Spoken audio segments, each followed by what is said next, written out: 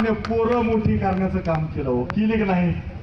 आता आता आता चिंचपूर कोणाचं तर भाजपच्या पाटलाचं.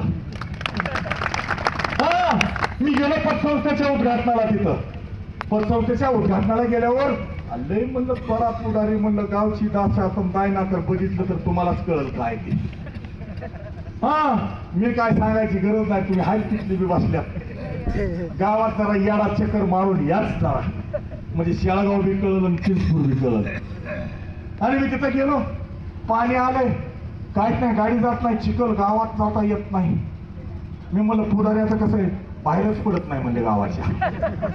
आता मी काय म्हणलो नाही, लोक म्हणली आणि कोण मी नाव घेतलेलं नाही. म्हणले असं आहे. मग तुम्हाला सांगतो, माझी बांधिलकी समाजाशी आहे, लोकांच्या कामाशी आहे. यांनी नव्हतं मला मागितलं पैसे. मी परांड्याला गेलो, अनिल पाटलाला माझ्या सगळ्या सहकार्यांना देवकरांना फोन केला, आणि तुमच्या गावची अशी अवस्था आहे, या म्हणले. किती निधी दिला अनिल? 8 लाख रुपये दिला. तवा कुठं गावचा चौकन रस्ता नीट झाला.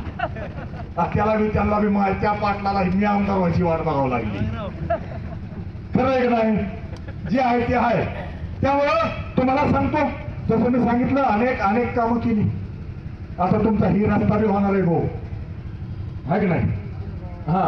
आणि दुसरं, आता पुलाचा उल्लेख केला संतोषने. मी खरं तर